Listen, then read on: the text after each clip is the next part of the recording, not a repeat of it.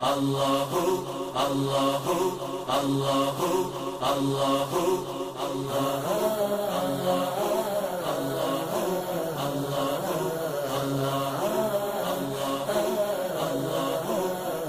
بسم اللہ الرحمن الرحیم۔ تمام دیکھنے والوں اور تمام سننے والوں کو قاری محمد فاروق اتاری کی طرف سے پیار بھرا سلام۔ السلام علیکم ورحمۃ اللہ وبرکاتہ۔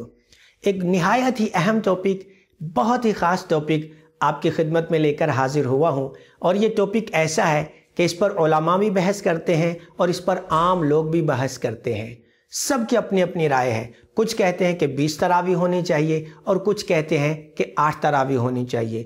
آج ہم اس کے اوپر تھوڑی سی روشنی ڈالنے کی کوشش کریں گے اور کوشش کریں گے کہ آپ پر حق واضح کیا جائے اور آپ کو دلائل کے ساتھ، ثبوت کے ساتھ یہ بات آپ کے سامنے رکھی جائے کہ آپ کو 20 پڑھنی چاہیے یا پھر آپ کو 8 تراویح پڑھنی چاہیے۔ اس کے لیے میں نے بہت سی تحقیق کی ہے، میں نے بہت سی گفتگو سنی ہے، بہت سے میں نے بیانات سنے ہیں، اور الگ الگ جو علماء کی رائے ہے اس پر میں نے غور کیا ہے۔ اور چلتے چلتے ایک ایسا شخص بھی میرے سامنے آ گیا جس کا بیان تراویح کے موضوع پر جو ہے وہ یوٹیوب کے اوپر موجود ہے۔ اب مجھے سمجھ نہیں آ رہی کہ میں اس کو کیا بولوں، کیونکہ نہ تو وہ عالم ہے، نہ وہ علامہ ہے، نہ وہ عالم ہے، نہ وہ مولانا ہے، نہ وہ مبلغ ہے، وہ کچھ بھی نہیں ہے۔ لیکن ایک بات کی اس کی داد دینی پڑے گی کہ وہ اتنی مہارت کے ساتھ جھوٹ بولتا ہے اور اتنی صفائی کے ساتھ جھوٹ بولتا ہے کہ سننے والے اس کی بات پر یقین کرنے لگتے ہیں۔ اور آپ اس آدمی کا نام جانتے ہیں، اس کا نام ہے انجینئر محمد علی بھنگی۔ بھنگی اس کو اس لیے کہہ رہا ہوں کہ جب وہ بات کرتا ہے تو اس کو سمجھ نہیں آتا کہ وہ کیا بول رہا ہے۔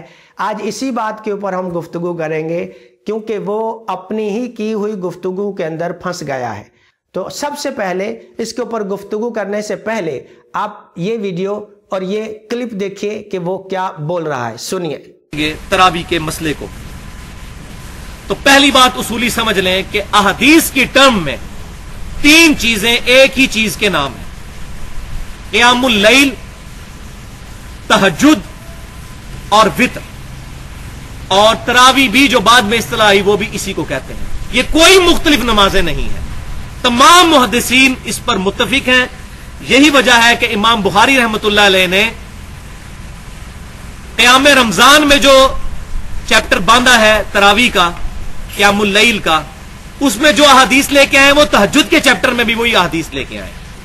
آپ نے سنا کہ اس نے کہا اس کلپ کے اندر کہ 4 نمازیں ہیں: قیام اللیل، تہجد، نماز وتر اور نماز تراویح، جو آج کے زمانے میں آج کے علماء نے، پاک و ہند کے علماء نے، ہندوستان اور پاکستان کے علماء نے جسے تراویح کا نام دیا ہے، جو آج کل ہمارے ہاں رائج ہے۔ اس کو تراویح نہیں کہنا چاہیے بلکہ اس کو قیام اللیل ہی کہنا چاہیے۔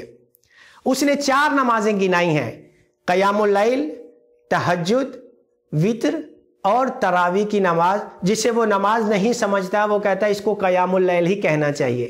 تو سب سے پہلی میری بھنگی صاحب سے یہ گزارش ہے کہ آپ یہ ثابت کر دیجئے کہ قیام اللیل کون سی نماز ہے۔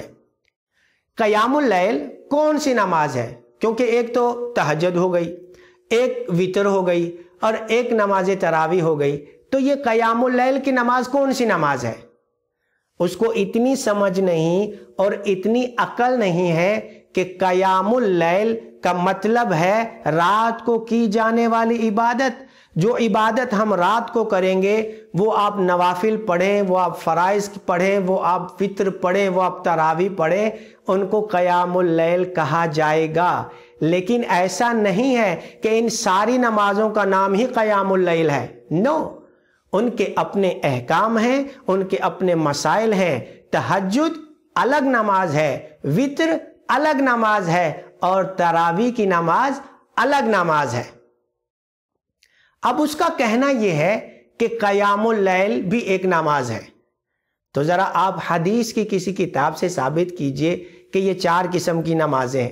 قیام اللیل کس نماز کو کہتے ہیں؟ کیونکہ آپ نے ایک تو تہجد کہہ دی، ایک آپ نے وتر کہہ دیے اور ایک آپ نے نماز تراویح کہہ دی۔ تو قیام اللیل نماز کیا ہوتی ہے؟ اسی لیے میں کہہ رہا ہوں کہ وہ انجینئر بھنگی ہیں، کیونکہ وہ بھنگ پی کر اور نشے کی حالت میں، اب معلوم نہیں اس کو نشہ کس چیز کا ہے، اپنے علم کا بھی نشہ ہو سکتا ہے جو کہ بالکل جھوٹا علم ہے، علم تو اس کے پاس ہے ہی نہیں۔ اس کی وجہ یہ کہ ہر عقیدے پر تو اس نے اعتراض کرنا ہوتا ہے، اور اس کی مشہوری اور اس کی پبلسٹی اسی سے ہوتی ہے، اس کی ویڈیو لوگ اسی سے دیکھتے ہیں کہ جب وہ کبھی سنی کے خلاف بات کرتا ہے، کبھی اہل حدیث کے خلاف بات کرتا ہے، اور کبھی وہ اہل تشیع کے خلاف بات کرتا ہے۔ سمجھ ہے ہی نہیں، ہمیں ابھی تک سمجھ نہیں آیا کہ وہ اصل میں ہے کیا، اس کا عقیدہ کیا ہے، وہ چاہتا کیا ہے، وہ بتانا کیا چاہتا ہے، وہ سمجھانا کیا چاہتا ہے۔ آگے اس نے ایک دلیل دی ہے، اس نے کہا ہے کہ یہ نماز تراویح اور نماز تہجد ایک ہی چیز ہے، اور اس کی وجہ یہ ہے کہ امام بخاری رحمت اللہ تعالی علیہ اس کو باب صلاۃ التراویح کے اندر لے کے آئے ہیں۔ انہوں نے اپنی کتاب کے باب صلاۃ التراویح میں اس کو لکھا ہے۔ یہاں پر میں بھنگی صاحب سے ایک سوال کرنا چاہتا ہوں، اور وہ یہ سوال ہے کہ کیا آپ مجھے بتائیں گے کہ حضرت امام بخاری رحمت اللہ تعالی علیہ جو اپنی کتاب بخاری شریف کے اندر ایک حدیث کو کئی بار لے کے آتے ہیں، ان کا طریقہ ہے، ان کا سٹائل ہے، ان کا انداز ہے کہ جب بھی ان کو کوئی حدیث کسی بھی ٹاپک کے ساتھ ملتی ہوئی نظر آتی ہے تو وہ اس کو اپنی حدیث کو وہ اس ٹاپک کے اندر بیان کر دیتے ہیں، وہ اپنے اس باب کے اندر بیان کر دیتے ہیں، جس کے ساتھ تھوڑی سی بھی مماثلت ہو وہ اس کو حدیث کو لے کے آتے ہیں۔ تو کیا آپ مجھے بتائیں گے کیا وجہ ہو سکتی ہے کہ امام بخاری رحمت اللہ تعالی علیہ ایک حدیث کو بار بار لے کے آتے ہیں؟ اس کی وجہ صرف اور صرف یہ ہے کہ وہ حدیث جو ہے وہ اس ٹاپک کے ساتھ مماثلت رکھتی ہے۔ اگر مثال کے طور پر میں آپ کو بتاؤں، جیسا کہ وہ حدیث مبارکہ ہے جس میں ایک شخص نے 99 لوگوں کا قتل کیا، ایک شخص 99 لوگوں کا قتل کرتا ہے، 99 لوگوں کا قتل کرتا ہے۔ اب علماء کرام کا، کئی علماء کرام کا یہ طریقہ ہے، کچھ علماء کرام اس کو رحمت الہی کے ٹاپک میں لے جاتے ہیں۔ جب رحمت الہی کے ٹاپک پہ بات کرتے ہیں تو علماء کرام اس کو رحمت الہی کے ٹاپک میں گفتگو کرتے ہیں، اس حدیث کو لاتے ہیں کہ رحمت الہی کتنی بڑی ہے کہ 100 بندے کو قتل کرنے والے کو بھی معاف کر دیا جاتا ہے۔ اور کچھ علماء کرام جب ہم بیان کرتے ہیں تو اس کو ہم توبہ کے ٹاپک میں لے جاتے ہیں، کیونکہ وہ اس میں توبہ کا بھی ایک مماثلت ملتی ہے، وہ توبہ کی نیت سے جا رہا تھا۔ تو اس طرح امام بخاری رحمت اللہ علیہ بھی حدیث کو الگ الگ جگہ پر لے کے آئے ہیں، کیونکہ اس میں مماثلت پائی جاتی ہے، کسی بھی طریقے کی مماثلت پائی جاتی ہو امام بخاری اس کو لے آتے ہیں۔ اس کی یہ وجہ ہے، اس کی وجہ یہ نہیں ہے کہ یہ تراویح کے متعلق ہے اس لیے امام بخاری رحمت اللہ علیہ اس کو لے کے آئے، ایسا ہرگز نہیں ہے، کیونکہ وہ بھنگ پیتا ہے، نشے میں رہتا ہے ہر وقت، اس کو معلوم نہیں کس بات کا نشہ ہے، تو اس وجہ سے بات اس کی سمجھ میں نہیں آتی۔ اس نے خود ہی مان لیا کہ امام بخاری رحمت اللہ تعالی علیہ نے یہ حدیث تراویح کے باب میں بھی نقل کی ہے اور تہجد کے باب میں بھی نقل کی ہے اس حدیث کو۔ تو کیا وجہ ہوئی؟ وجہ کیا ہوئی؟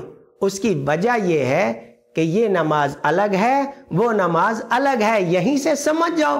تمہیں اتنی عقل نہیں ہے کہ جب ایک حدیث کو 2 مقامات پر بیان کیا جا رہا ہے تو پتہ چل جانا چاہیے کہ نماز تراویح ایک الگ چیز ہے اور نماز تہجد ایک الگ چیز ہے۔ اور میں یہ خود سے نہیں کہہ رہا، بلکہ یہ بھنگی صاحب نے، انجینئر بھنگی صاحب نے اپنے بیان میں خود تسلیم کیا ہے۔ آئیے سن لیجئے، دیکھیے وہ کیا کہتا ہے، سنیے۔ کہ سیدنا عمر رضی اللہ تعالیٰ نے جب فرمایا نعم البدعۃ ھذہ، صحیح بخاری 2010 نمبر حدیث، پھر آپ رضی اللہ تعالیٰ نے ساتھ ایک بات ارشاد فرمائی کہ یہ لوگ جو پڑھ رہے ہیں اس سے زیادہ بہتر وہ نماز ہے جو لوگ رات کو اٹھ کر آخری پہر میں پڑھتے ہیں۔ آپ نے سنا کہ وہ خود کہہ رہا ہے کہ حضرت عمر فاروق رضی اللہ تعالی عنہ نے لوگوں سے خود کہا کہ وہ نماز بہتر ہے جو تم رات کے وقت اٹھ کے پڑھتے ہو اس نماز سے جو اس وقت تم ادا کر رہے ہو۔